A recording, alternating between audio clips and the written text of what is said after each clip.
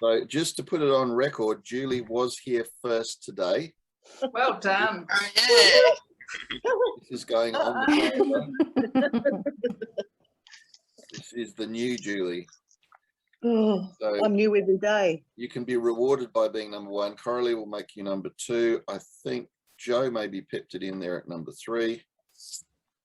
Nancy Ann number 4. Stan, are you with us? Are you able to speak? I'm just polishing your, Okay, so we'll put Stan number 5. I'm just polishing all your faces. And I've been. That's nice, isn't it? Our faces are being polished as we. Did you feel it? I feel refreshed already.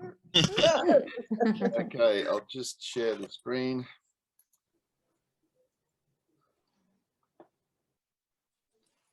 And here we go. Lead us away, Julie. Mastermind principles.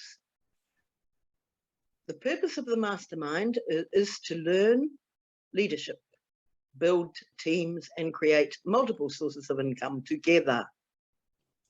We are here to inspire and challenge each other to reach and exceed goals. Each member is committed to their own success, as well as the success of every member of the group. We are committed to meeting in person or virtually for 1 hour every week.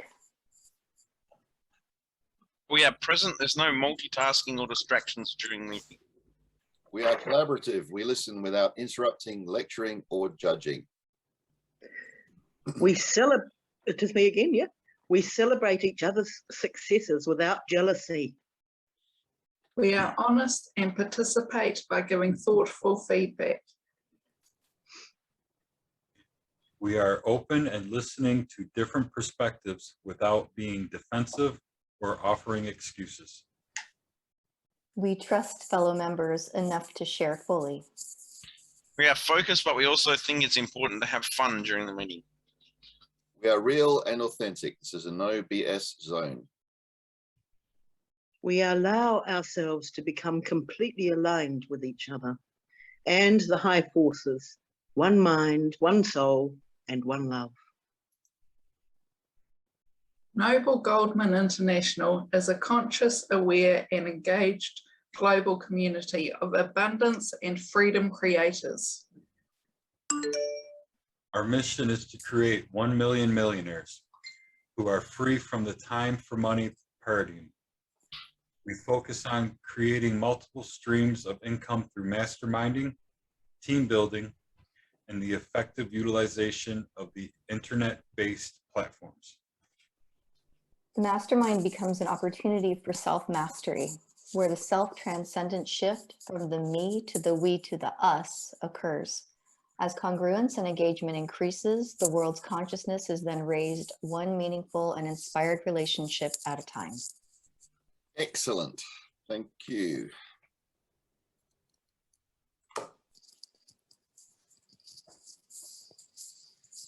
Right.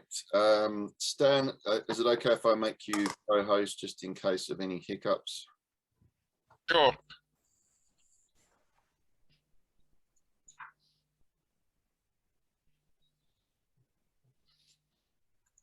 Right. So if you wouldn't mind, just watch out also for any latecomers that might join us. Sure. Okay. So today we are here to talk about chapters 6 and 7 of 4 agreements and what we've learned from it, and the book as a whole, really. I haven't read those. That's okay. That's fine. I just heard the agreements because it was online. Yeah, that's 1, 2, fine. 3, and 4. No problem, because you'll still have to be able to get the gist of what's going on and also to contribute. Has anyone else not had the chance to read the last 2 chapters there? Yeah, Coralie. Oh, Nancy Ann. Distant past. And Stan, I know you're listening to it on audio, so did you manage to listen to the whole thing? Yep, then you're muted, by the way. It's great when people are talking to themselves. Yeah, blah blah blah. And then I've turned off everything. Big stubby fingers. Yes, I finished it. I think. I was listening to like bunches of books, and I can't remember where I'm up to in any of the books now. I just click the button, and if it's finished, I go to the next book. I know the feeling. Reading multiple books at once, quite a skill. Joe, did you manage to read it all? I have not. I'm still, I think, in chapter 3 now. Okay, So well, it's been a slow go, but I'm getting there, and I'm loving every minute of it. that's Yeah. cool. Okay, it is an excellent book, and that's the reason that I selected this one for us to work through. And of course, continue and finish it in your own time. I will give you a quick summary of those chapters, because you remember in the previous chapters we have covered the 4 agreements, which were, just to remind us, be impeccable with your word, don't take things personally, don't make assumptions, and always do your best. So chapter 6 is called the Toltec Path to Freedom. And so what does that mean? Freedom is being present, being joyful like a child, and being free to be who we actually are.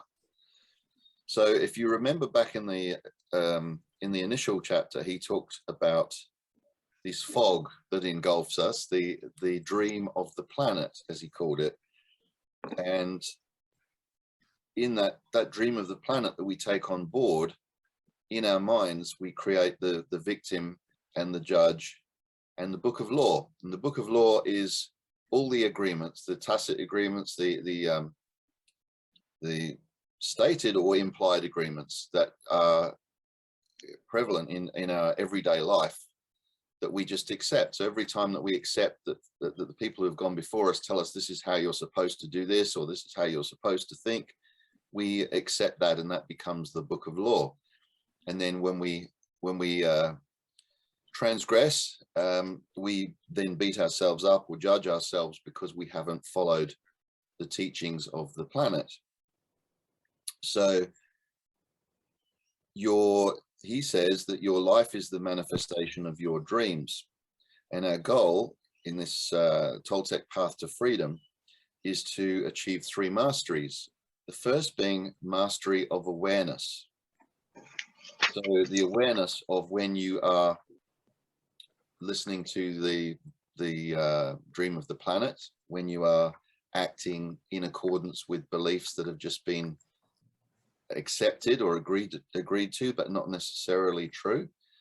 And then the second mastery is awareness, or mastery of transformation. So being aware of these things, but then choosing whether to accept them or not accept them, and therefore to be able to transform ourselves to living the life of our own dream, our own personal dream. And the third is the mastery of intent, which is a mastery of life itself, of unconditional love. So in a sense, it is the mastery of love, which, when you look at it, most of the religions around the world have taught that is the underlying core of living a happy life, is to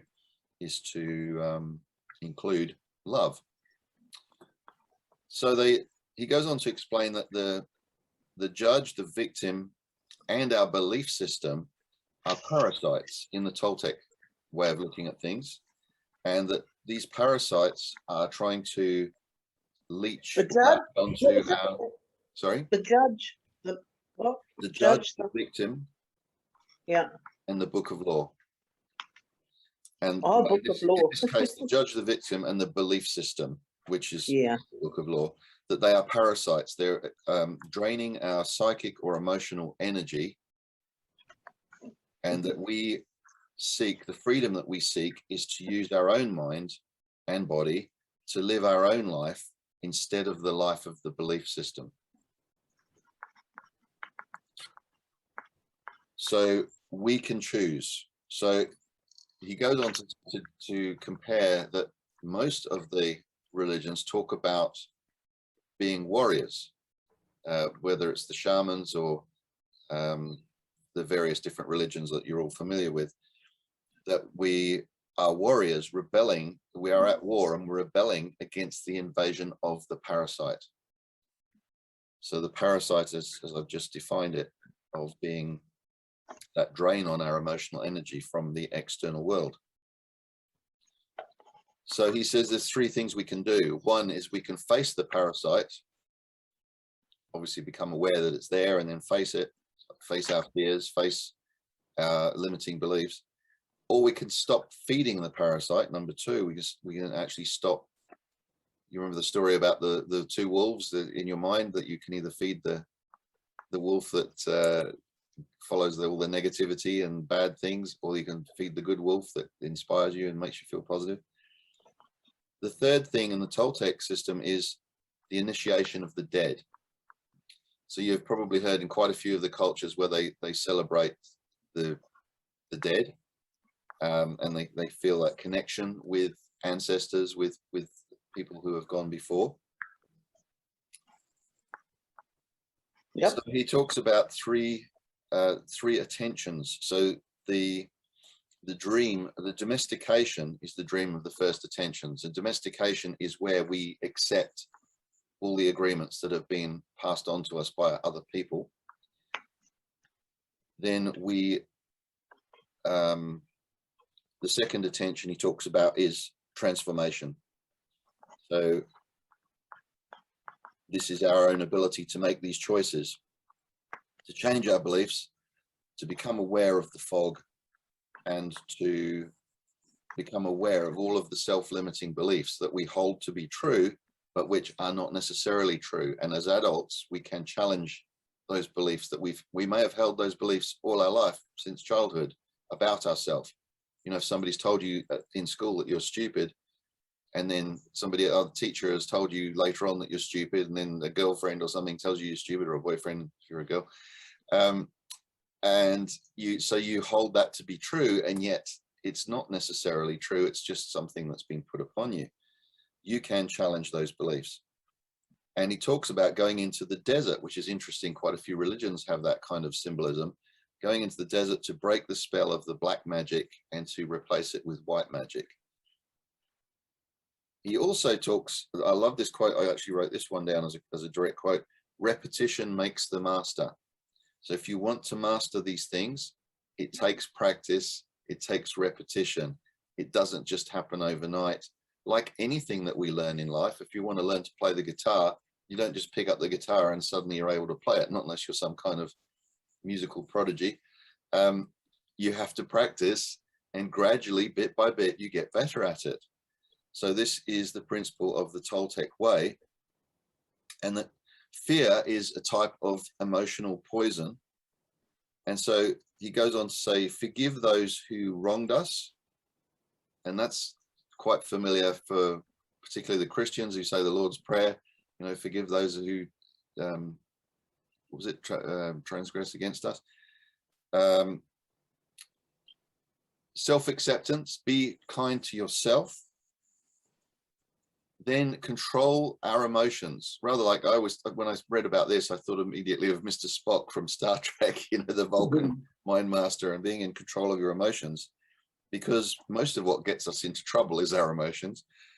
And being aware of mortality. So going back to that initiation of the dead, if we choose to live each day as if it's our last, and to be happy and to be aware of the amazing planet that we have around us, the amazing nature that we have around us, and to see the joy and to see the love in everything that is around us, rather than focusing on the negativity. And so that is why we are warriors, because we are at war against succumbing to that belief system.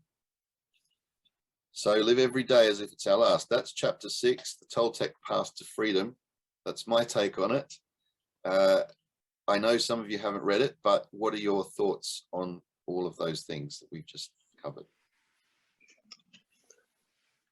I wished I had them in front of me, actually. I really want the book now. I think I'm going to...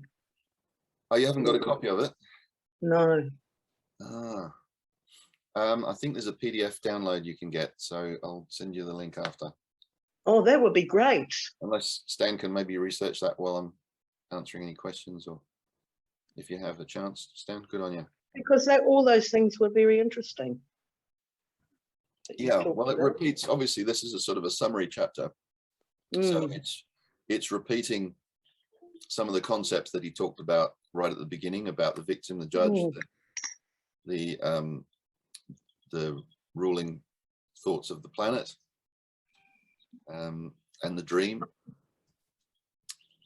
So I don't remember anything about the initiation of the dead, though. no, that's only come up towards the end there, but he cites in the book that is quite common in quite a few societies.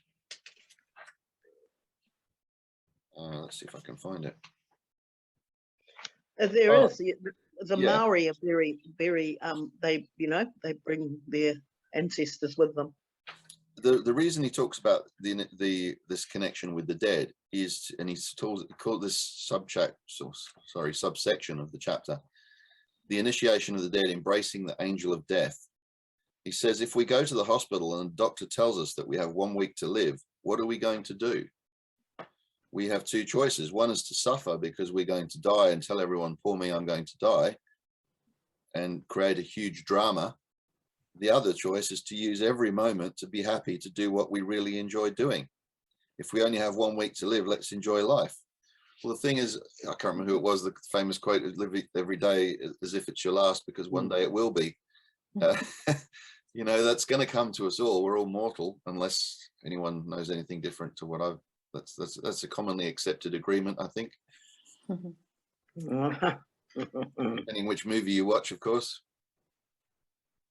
So unless any of us are vampires or anything, and we're going to go on living for hundreds of years.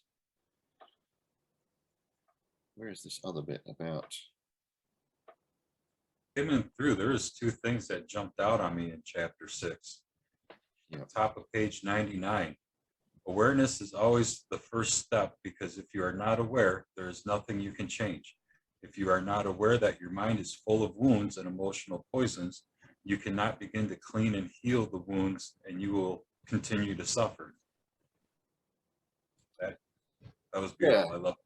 That's great, Joe, because you think about every time somebody makes a comment and it we'll say presses your button, you know, it triggers something in you, an emotional response. Where's that come from? That's right. From a wound that, you know, from childhood perhaps, or like I said, if somebody's told you you're stupid and then something comes up in a workplace situation and someone calls you stupid, that pain that you've experienced as a child is immediately reactivated, because it's like pressing on an open cut, isn't it? Which leads to this next one that jumped out at me. Yep. At the bottom of page 115. The truth is like a scalpel. The truth is painful because it opens up all of the wounds which are covered by lies so that we can be healed. So that was great how that fell right into what you were saying. That's a great example there, Joe. Yeah, I'm loving this book. I'm reading it slowly, taking it in. This morning I was reading it to my son because it's full of so much wonderful information. And it's so simple and so concise. That's what I love about it. You know, you can take this on board and you can actually choose to work on, and I have to say you have to work on it every day because we're all human, but you can choose to work on these 4 agreements and just keep reminding yourself in any moment, am I complying with these 4 agreements? Right. And like you were saying, being called stupid, you know, if you're impeccable with your word, to be called stupid, you have to allow that to sit in with you. You can hear it, but you don't have to take it in. It's your choice to, oh, I am stupid, or I'm not stupid. What are you talking about? Like, it's all about how you allow these things to affect you. Yeah. Well, so that's very much about labels, isn't it? We allow people to put labels on us, and then we make an agreement that, you know, maybe it's a tacit agreement, but we accept that may be true, and it's not necessarily true at all. I can't remember who else said this, but you know, other people's opinions of you is actually none of your business. Yeah. what really counts is the opinion of the person in the mirror. Yeah. And quite often when people are lashing out at you, it's because something's triggered them. It's their own wound, and therefore they lash out. And sometimes we have no idea why or what's going on with them. And that's why it's so important not to make assumptions and to not take things personally. You know, if somebody else is having a bad day and they just choose to be horrible to you, are you going to let that ruin the rest of your day because they've had a bad day? And some people do. That's so easy to do, isn't it? Because we dwell on things and then we go, well, hang on, did I cause that? What did I say? What did I do? I think back to a girlfriend breaking up with me one time, you know, and my immediate thing was, oh, what did I do wrong? You know, what Yeah. isn't that true for most of us? You sort of immediately go, hang on, what did I do? Did I stuff this up? You know, did I do the wrong thing, say the wrong thing? Instead of going, well, actually, it was nothing to do with me. It was actually what was going on with them. And yet we can really torment ourselves, can't we, about, especially with relationship breakups. But in all areas of our life, in how we go through our day-to-day response, we can allow things, we can watch a news bulletin, especially with all the stuff that's going on in the world at the moment with the pandemic and riot in different places, and the ongoing debate about vaccine to vaccinate or not to vaccinate. And, you know, there's people yelling and screaming at each other about these divisive issues.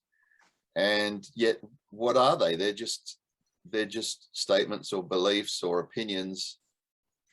Do they necessarily have to affect your life? Do they have to affect your happiness?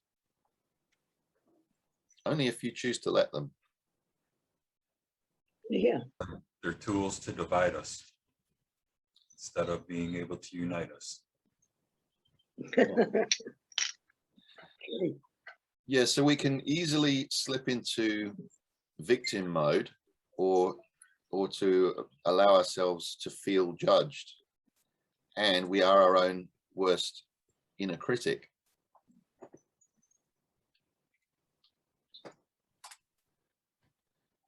So any other, you picked out a couple of great quotes there, Joe. Was there anything else that leapt out for you from that? I'm skimming through, but I'm trying not to read too much, or I'm just going to not read the other chapters beforehand. Just to go back to that point, that the initiation of the dead is found in many traditions and esoteric schools around the world. We find it in Egypt, India, Greece, and America. This is a symbolic death which kills the parasite without harming our physical body. When we die, symbolically, the parasite has to die.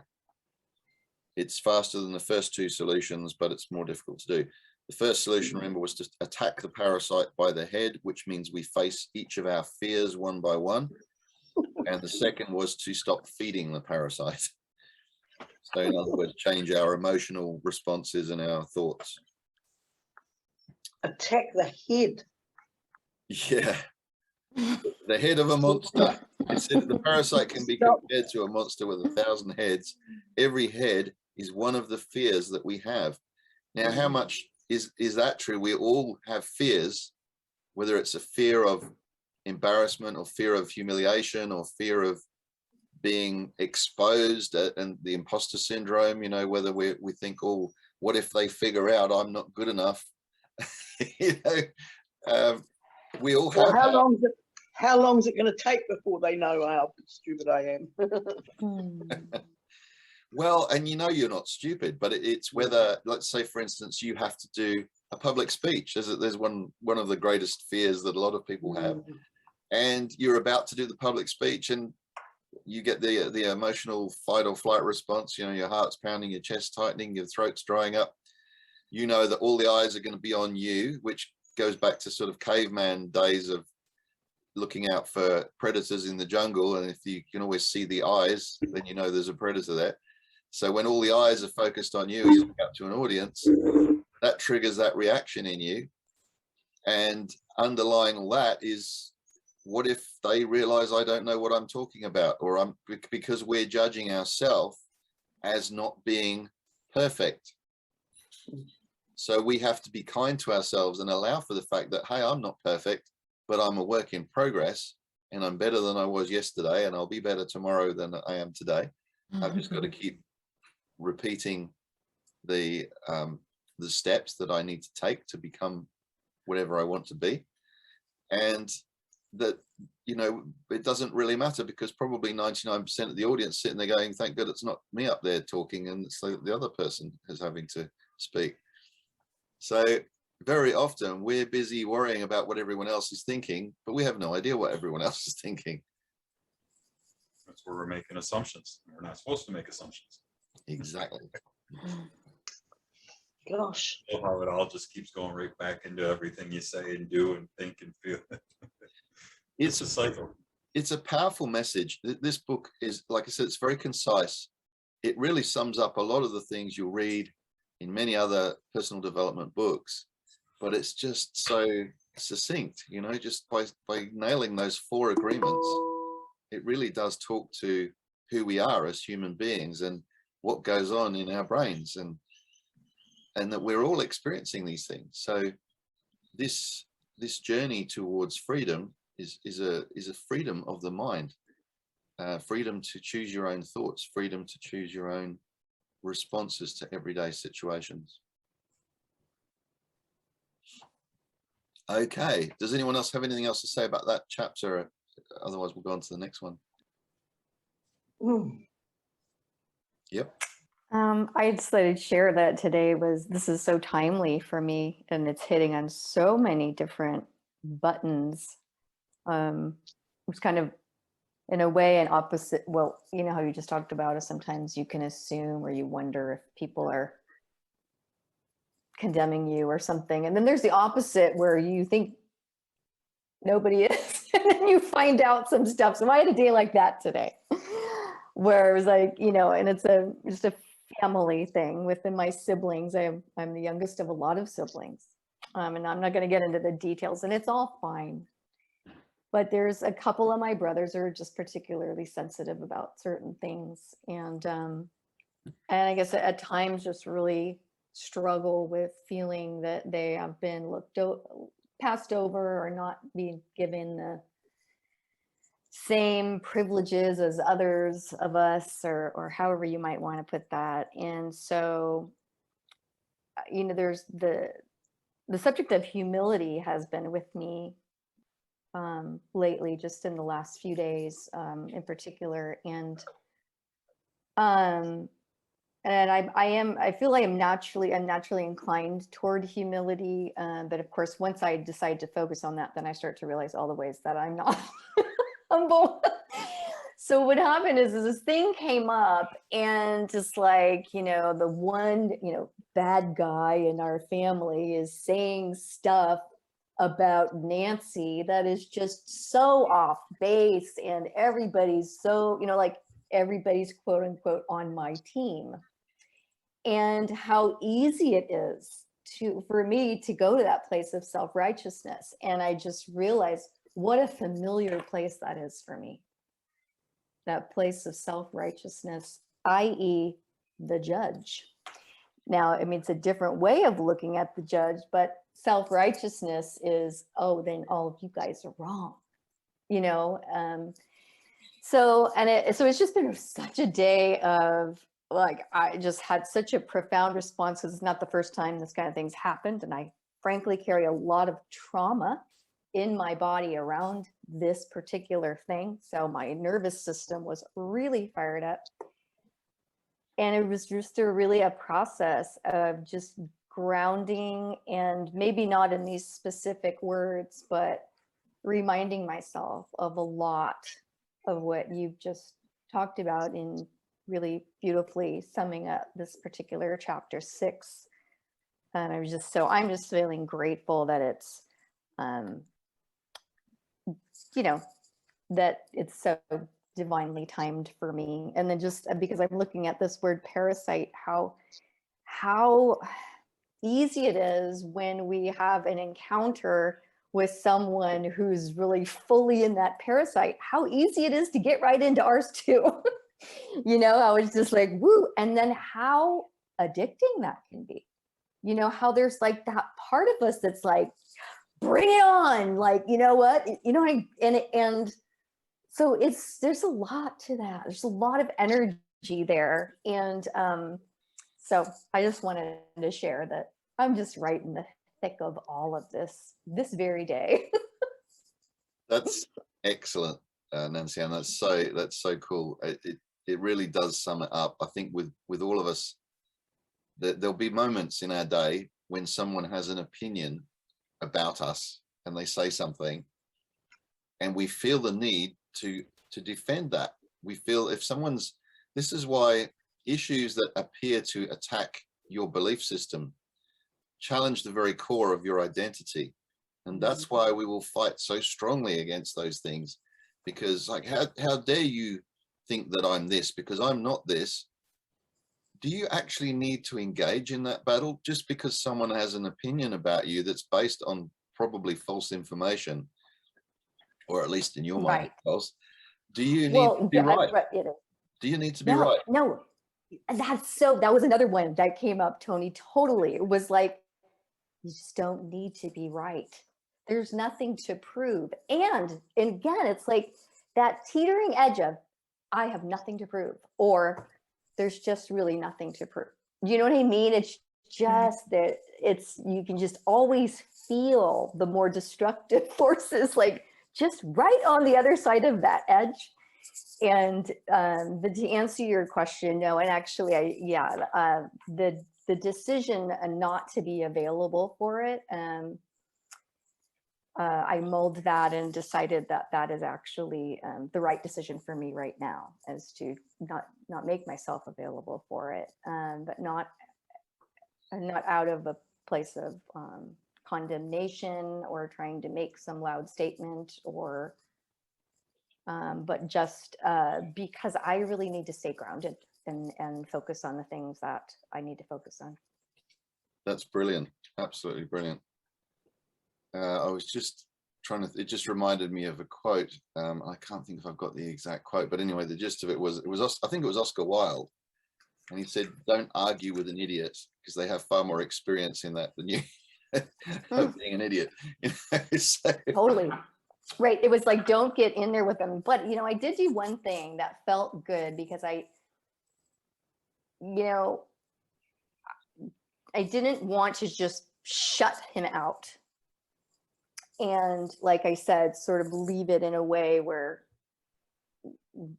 he can make anything that he wants of it, which he will anyway. But I just reached out to one of my other brothers who is in communication with him and said, would you please let him know that I love him very much, and I'm hoping that his curiosities could be satisfied, but I really feel it's more appropriate that he speaks to you.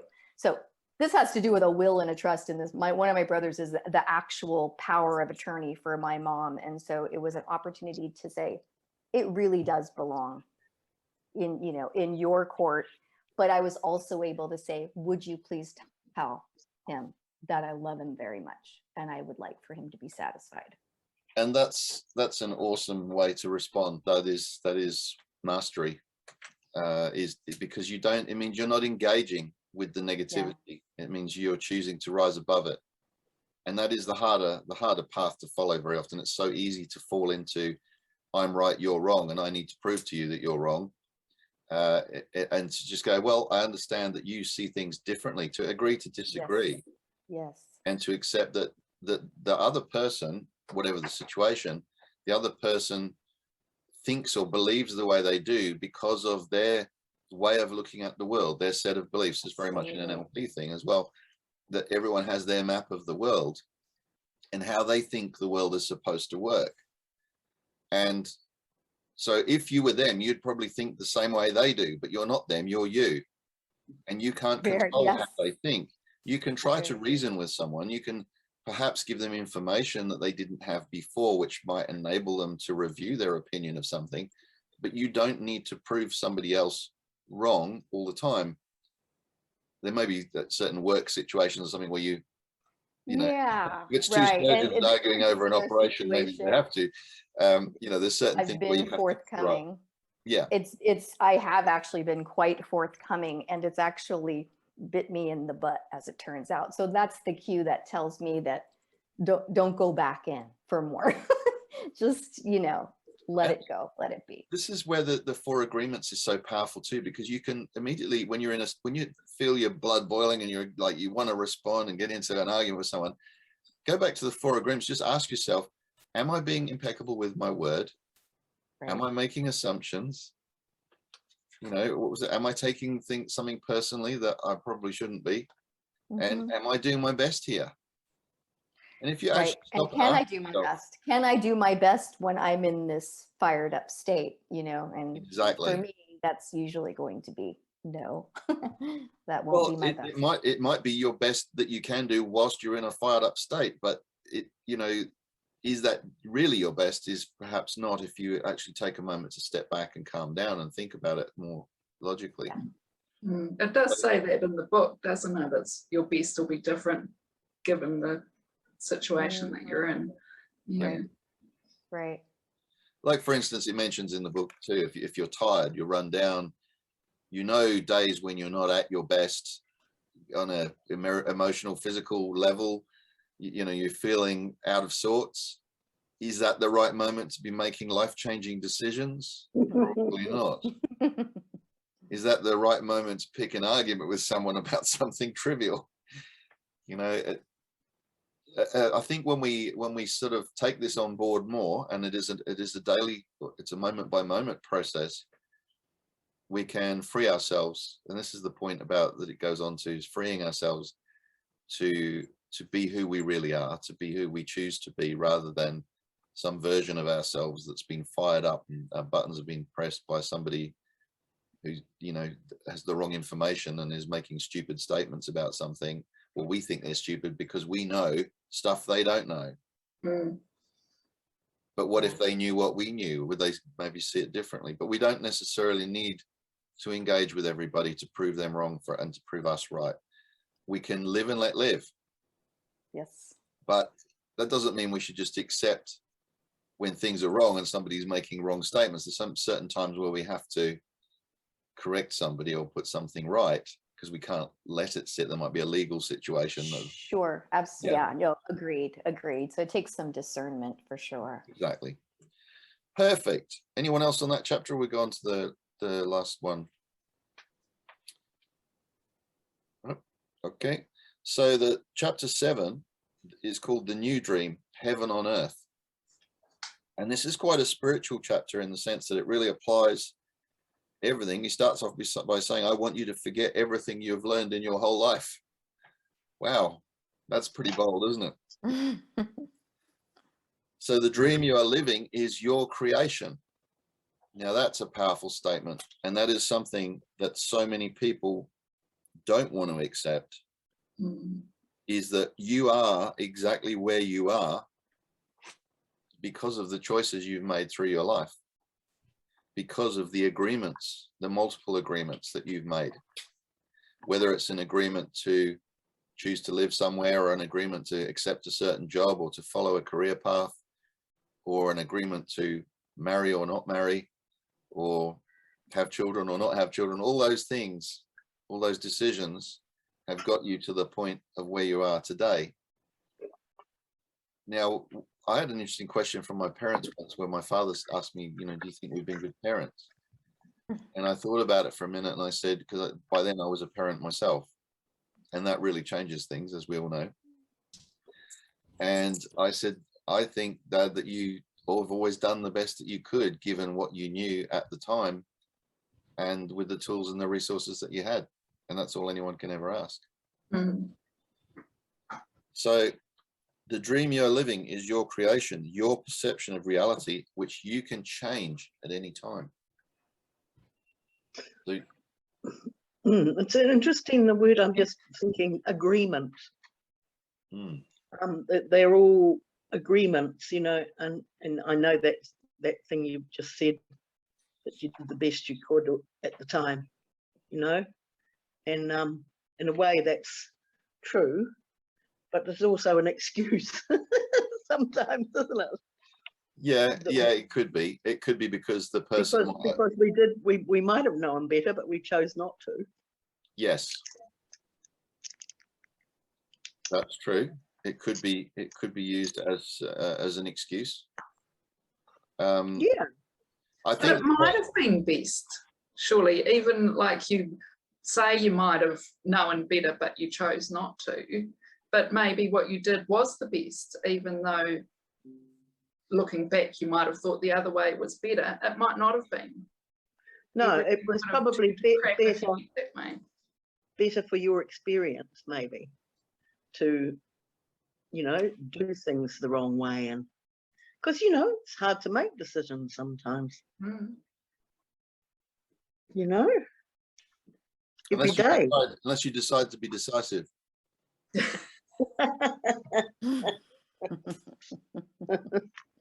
Oh, So he goes on in this chapter to say, and it really repeats this quite a bit, use your imagination and a tremendous thing will happen.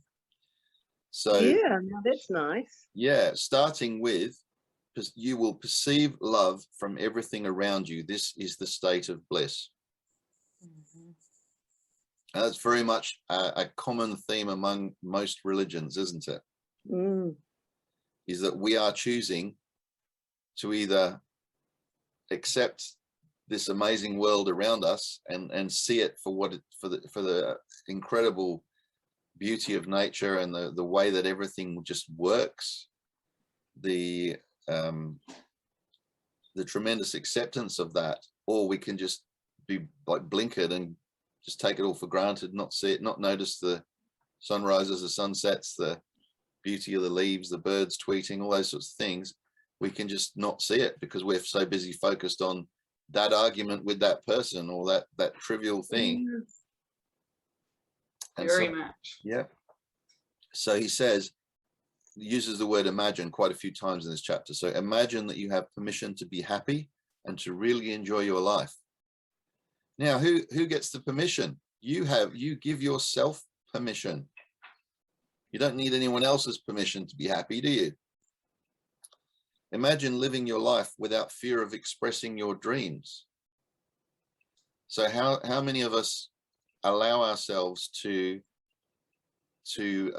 be afraid of pursuing our dreams because we don't think we're good enough, or we think other people will judge us, or we're worried about what if we get it wrong, or what if we fail, or all the other things. Yeah, Coralie? Oh, just terrified of that. Yeah. Yes, very much. Every day, I think. Yeah. What's the right thing to do? You know, there's decisions to make. Exactly. You sort of almost have to do a cockpit drill, right? Does this feel right? Does it not feel right? Am I, you know, am I following all these agreements? So you give it a. Yep, going through a mental checklist. Kind of. Imagine living your life without the fear of being judged by others. Yeah. That's a powerful one, isn't it? Including yourself. Yeah, very much so. We are our own worst judges. With that one, he says you are no longer responsible for anyone's opinion. Wow. Imagine not being responsible for anyone else's opinion. Well, we never are we, really? No. No, but we think we are, don't we? We want people to like us. At the end of the day, we want to feel. Yeah, we want reassurance, isn't it? It's reassurance, really. That. Yeah, we're all looking for that recognition, or that someone to pat you on the back and say, you know, you're a good boy, good girl, well done. We're looking for the gold star. It's a survival instinct. It is, yeah. To remain part of the tribe so that we can stay alive. Mm. So it does take tremendous courage to decide to be ourselves and to decide on a life of freedom. Exactly. Because it does require allowing things to fall away that are meant to fall away. Let it go. Yeah. Just like in the Disney cartoons. Let it go. Exactly. Right. Mhm. So he says, you have no need to control anyone and no one controls you either. But you know, I mean, it's not the control, but we have obligations. I mean, we have things to do. You've got your cleaning job to do. Who controls Yeah. that? You know, I mean, we are living in Well, hang on. Do I? I could choose not to turn up, or I could choose Yeah. Sure. yeah. to close down the business tomorrow, or I could choose to give it away, or you know what I mean? We always have a choice, don't we? Oh, we do. We might grumble and say, oh, I've got to go and do this today. But again, that's a choice of how you're going to look at it. I know. So I could go, oh God, I've got to we go do and clean have this building. I obligations. don't want to do it. Or I can go, I've got the opportunity today to do I some know. work and to listen in my headphones to Jim Rohn or whoever I want to listen to while I'm doing it. And I'm going to see an end result, and I'm going to bump into some nice people that I'll say hello to. And, you know, so I realized this very much yesterday. I was thinking about this, that it really comes down to, you can see going to work as a chore, and how many people are in that mindset of, you know, TGIF, thank God it's Friday, and works over, or can you actually go, I'm going to make the best of today and I'm going to have a great day. Mhm. Every one of us has Feeling. a choice every day. We're very, we are kind of slave to our feelings. So, and we can only change our feelings. We're the only ones that can change our feelings. And this is obviously part of what the Noble Goldman teaching is, that we're working on ourselves. One of the things as a tip that I do every day now, and I've made this my new habit for some time now, is that when I open my eyes first thing in the morning, the first thing I do, I look out. Well, it's great because where we live, we've got a window that looks out at this amazing view, and I just go, thank you, universe, because I'm still here. And I can witness that, I can experience that. Mm. So that sets the tone for the day then for me, because we all have stuff that we're worried about, things going on and bills to pay and problems to solve. That never goes away, not till the day you're 6 foot under. No. Yeah. We're agreeing to play the game of life. Yes. And we're agreeing to play it knowing that we're playing a game. And because we could opt out and become monks or something that takes us more out of, you know, the natural circulation of life. But for one, I love life, and I actually love that mix of mainstream and mystical. I love all of it. And and part of that is signing up for some of the bill paying stuff, and and just like signing up for how society works, but we do have a choice to be anti-society or whatever. I mean, we're always at choice, but that's the fun part. I mean, that's the beauty of it. We are at choice. And I personally just find it a little more fun I like to be engaged in different aspects of life, rather than just, only go to my ascetic, deep, spiritual being and live. I mean, I always live there anyway, but I like to bring her into the world and have fun. That's great. I was listening to Jim Rohn yesterday while I was driving, I think from one place to another. I had him in the car, my mobile university, and he was actually giving this talk where he was talking about our attitudes towards money and bills in particular. And he got got a laugh from the audience when he said that pay your bills with enthusiasm. If let's say the electricity bill comes in, the power bill, and you should be thankful that you've been allowed to use this power and then pay for it later. They've given you this service, and now you can pay the bill for it because you've had the service. So instead of going, oh, bloody power bills come in, I've got to pay that, you go, isn't it great? He said in the speech, put a note in with the check when you send This is back in the day when he wrote checks, you know, but put a note in with the check, say, thank you so much for that. I loved it. I'm so happy to pay this bill. I've heard that one before. Yeah. It's But a the point is well taken. attitude of gratitude. Yeah, that's a funny one because I can't really imagine anyone putting a note in to say, I'm so excited to pay this bill, but you know, it is food for thought. Who's going to read it at the other end? They'll give them a laugh, maybe, or they just think you were crazy. But the next one, he says, imagine living your life without judging others. Well, there's a big one. Yeah. Good idea. Forgive others and let go of any judgments that you have. Easily? Can you do it easily? Easier once you've forgiven yourself and let go of judgment of yourself. Yeah. Well, it goes on to say something we've just been talking about. You don't have the need to be right, and you don't need to make anyone else wrong. You respect yourself and everyone else, and they respect you in return. Now, we know in this is great in theory, and in the real world, if someone's trying to argue with you and make you wrong, it takes courage, takes effort, takes commitment to not buy into that game.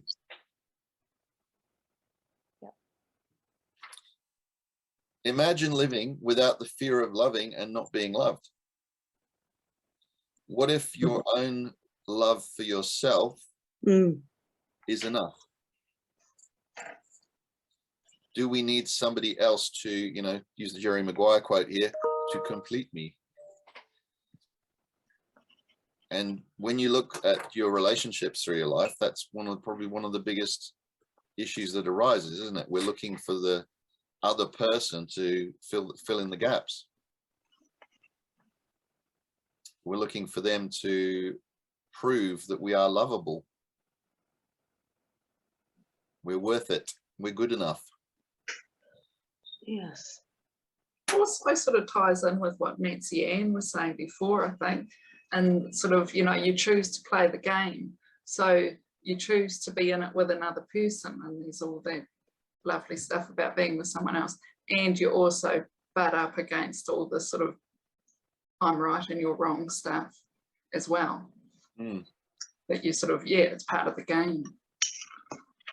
And it's part of the opportunity, I think. It's part of the blessing of being human, is the opportunity to grow in that And way. Yeah, that's dead right. And we grow most through our relationships, don't we? This is the thing.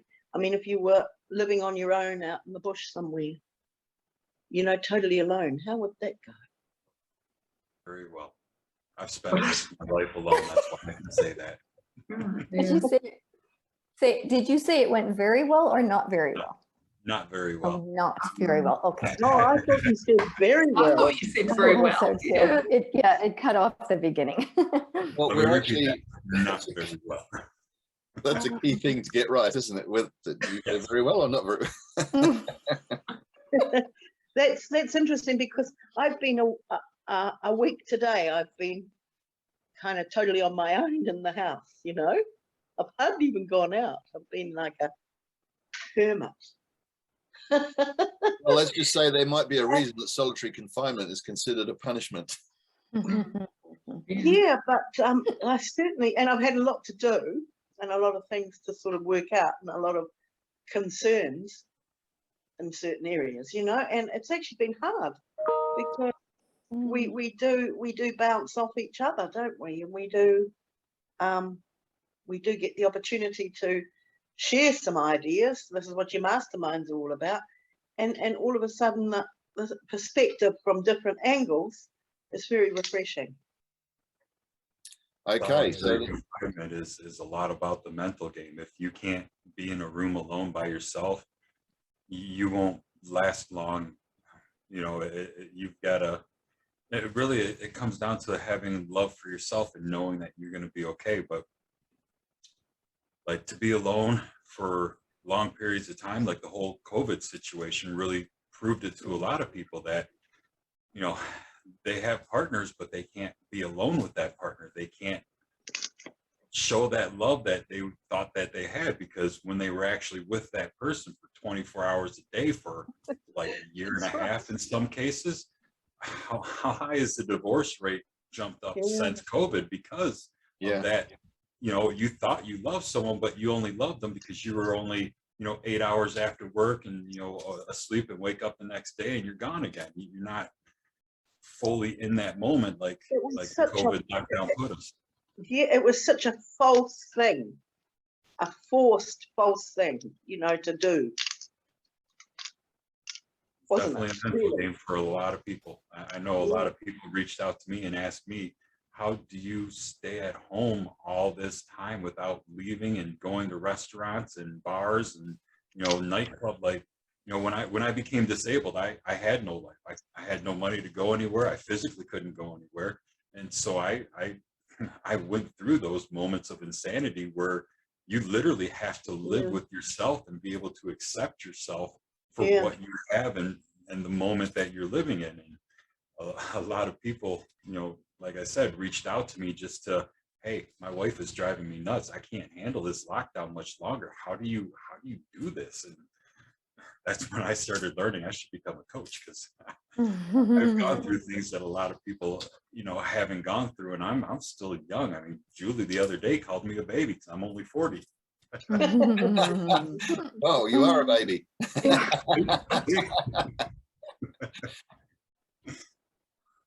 Yeah, no, that's great. Well, he goes on. Next one is, imagine living your life without being afraid to take a risk and to explore life. Powerful one. And then going right back to what Joe's just been talking about, imagine that you love yourself just the way you are. You love your body just the way it is. Wow, that's a big one for a lot of people, isn't it? And you love your emotions just the way they are. You know that you are perfect just as you are. So here's an interesting juxtaposition, because on the one hand, we're saying we're not perfect, we're a work in progress. But on the other hand, we're saying we are perfect. So we're perfect. And a work in progress. And a work in progress. This is the irony. If you can hold those two sort of seemingly conflicting ideas in your mind, we're not the finished article, as we're always learning new things, but we're as perfect as we're meant to be at this right moment for what we know now. It just makes the word perfect a bit stupid. Actually, doesn't it? Well, we have to be impeccable with our word. What on earth? You can adapt it to any situation, perfection. So I think then we come to intent. So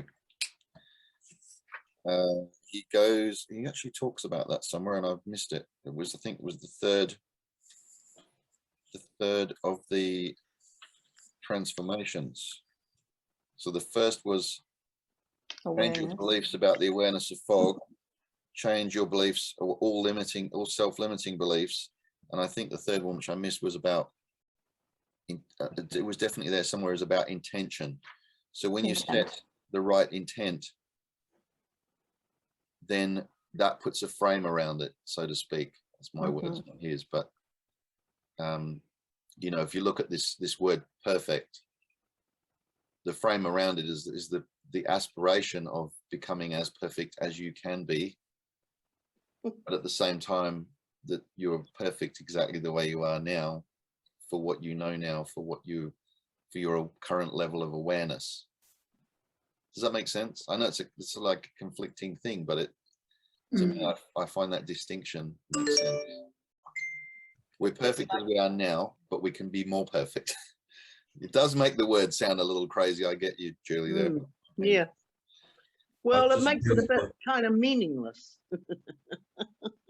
For me, it just feels like you should love yourself for who you are, but still be able to recognize that there's always room for an improvement. Exactly. I mean, I could have stayed that lump on the couch and collected disability till I die, but that's not the life I wanted to live. I made the choice to get out of the damn wheelchair and work through the pain and keep pushing forward, because I knew, you know, I'm 30 years old. That's not all there is to my life. What happened to you, Joe? I don't quite know what happened. I had a slip and fall injury that led to an operation that ended up being 8 operations in 2 years because of doctor's errors. So I lovely. still could go through like 5 operations as I sit, but I have no faith in the medical system. So I'm healing myself in holistic ways.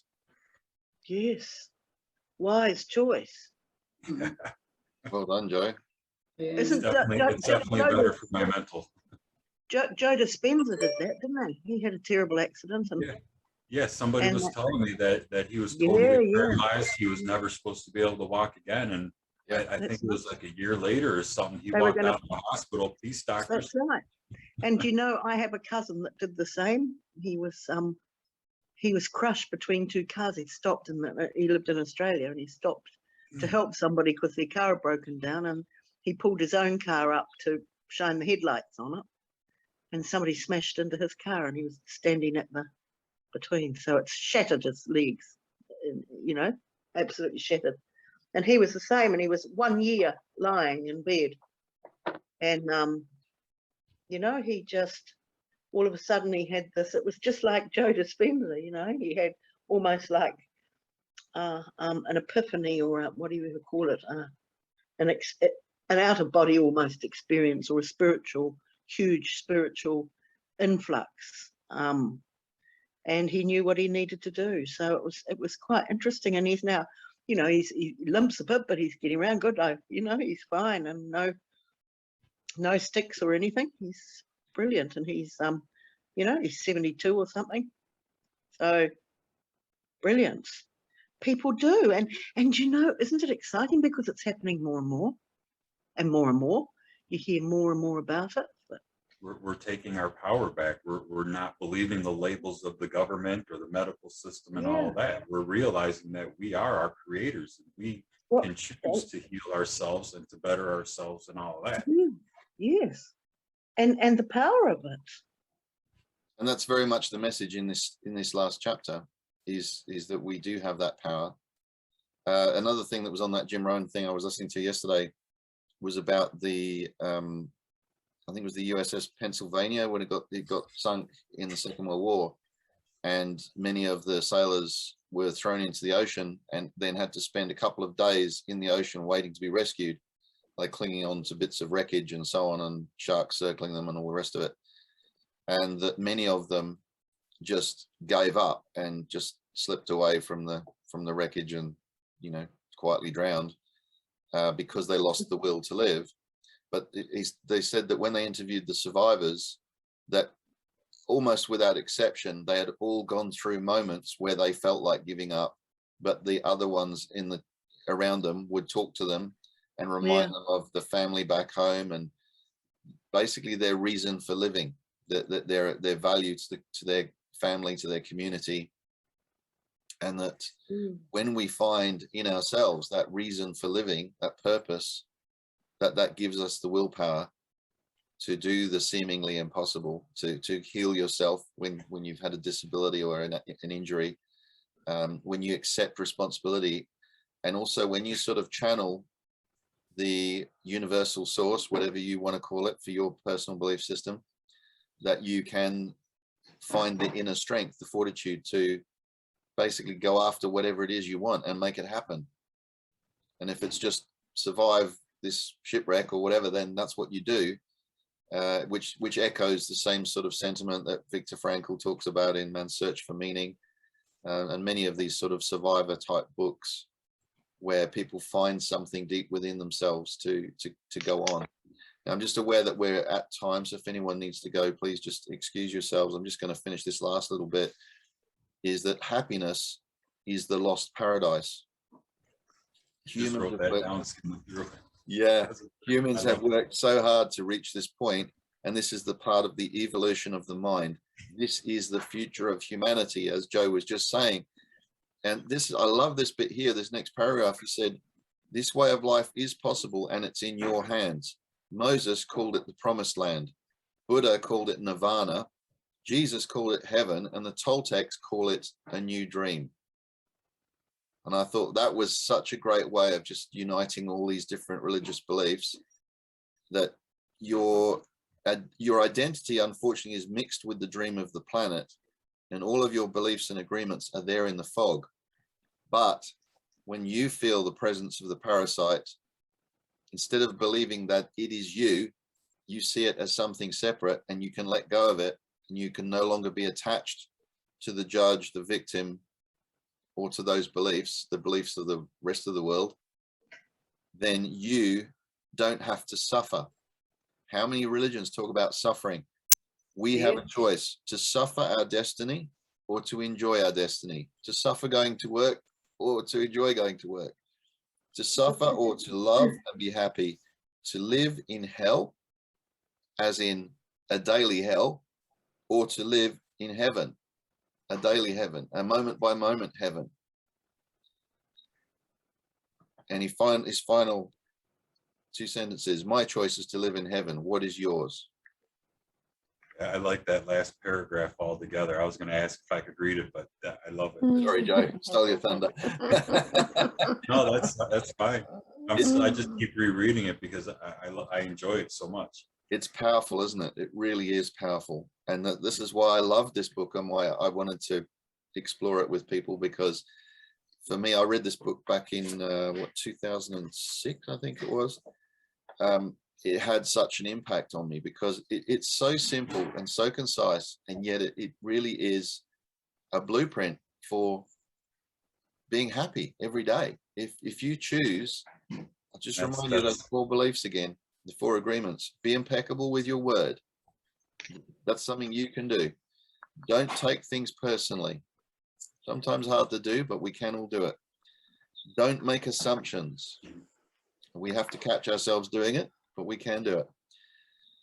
Always do your best. How can anyone ask more of you than to always do your best? And another one I skimmed through and found in chapter 7. It was on page 127. The world is very beautiful and very wonderful. Life can be very easy when love is your way of life. Yeah.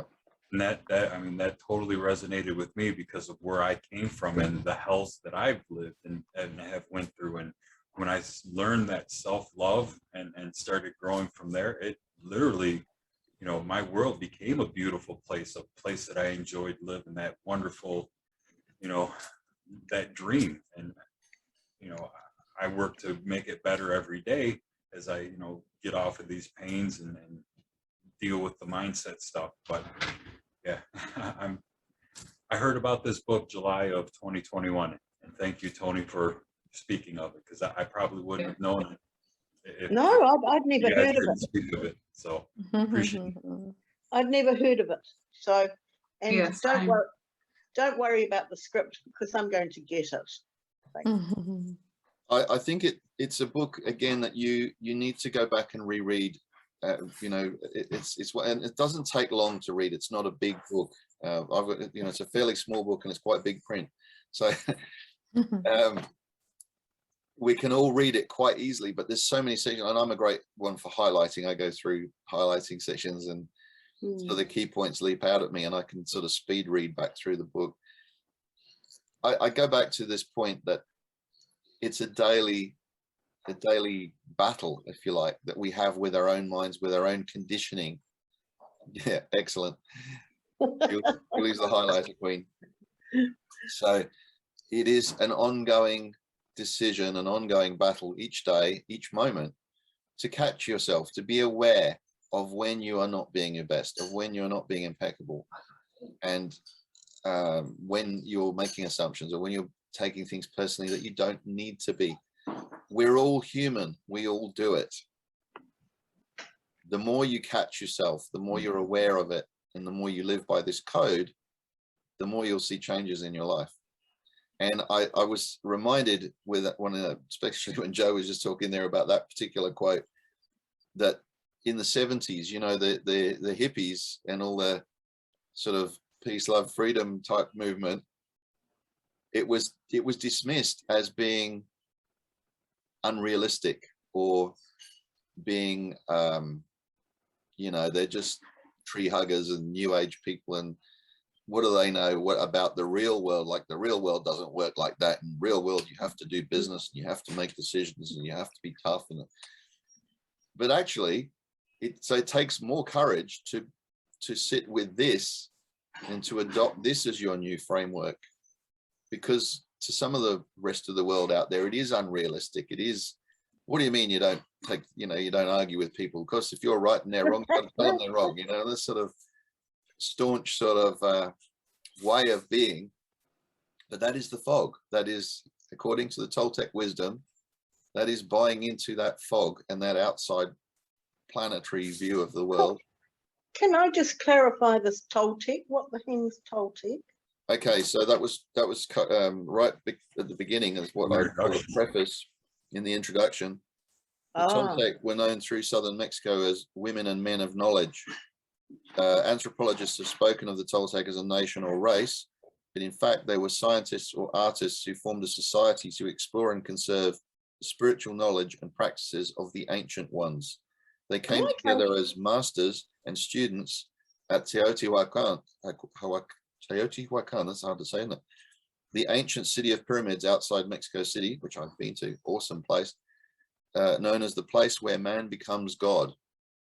Ooh, how nice. Yes. So another reason to get the whole book. Another reason to get the whole book, because how do you spell that Toltec?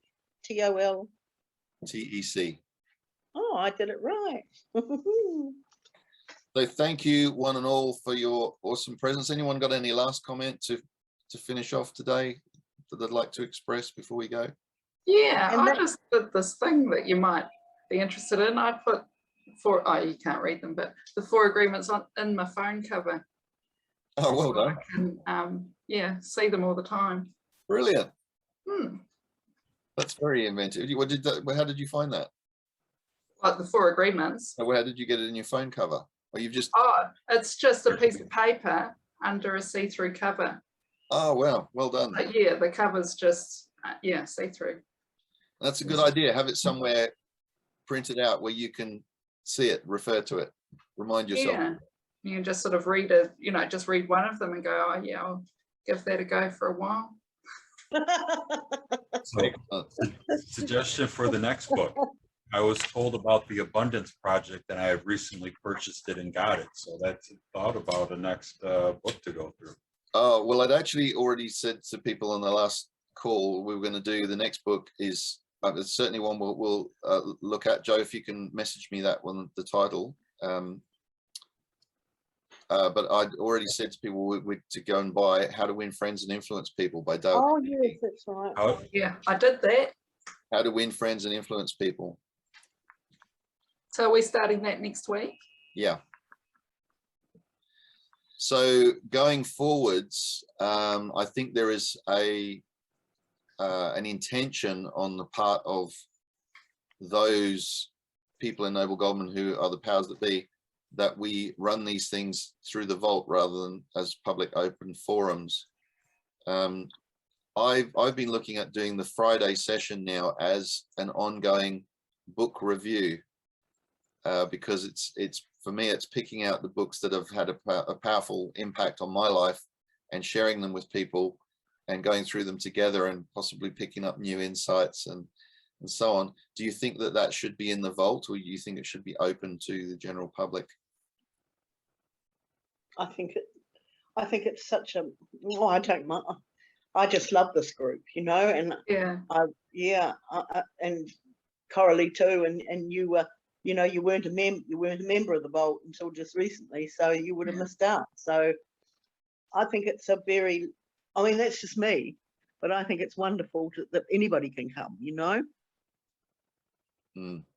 Yeah, that's quite a tricky one.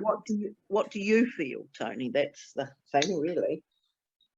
Yeah, I think it could be a good one to keep as an open forum. I'm looking at doing on the Tuesday one. I'm going to do a masterclass. I'm so busy at the moment, I can't get to it just right at the moment, but in another few weeks, my Tuesday evening one will be a masterclass that I'll run through the vault, and that will be more working on specific messages or things that I want to get across to people. This could certainly stay as an open forum option, because these are books that I think the world should read. You know, I think that, and I don't like saying should usually, but I just think if there was more awareness in the world and more connection with some of these personal development books, that would look at things differently and be kinder to each other. And from my point of view, the Think and Grow Rich is when I first met you, Tony, and now the Abundance Project. I can honestly say both books have literally changed my outlook on life, how I see things, how I do things. Like it's you know, I'm not the same old me I was, you know, 2-3 months ago before I knew you. Yeah. So Who yeah, was the Abundance definitely Project by? Joe, who was that book by? let me grab it real quick. It's right on the shelf behind me. A Eric Shot in the Randall. Forest. Eric Rydell. Derek Rydell. Eric Rydell. Rydall. Okay, thank you. I will get that one, and we will come to it. Thank you for that, Joe. And I love how you just picked the book out of the forest there behind you. Well, you know, you gotta manifest stuff somehow. Books do come from trees after all. Right? They're happy trees. They give me great books that help me better myself. All right, that's excellent. Thank you everyone for your presence and your contributions this morning. I hope you have an awesome week ahead, and we'll catch you, if not before, next Friday for the first part of How to Win Friends and Influence People. Thank you, Tony. Lovely. Thanks, Everyone. Tony. See you soon. Bye. Bye, guys.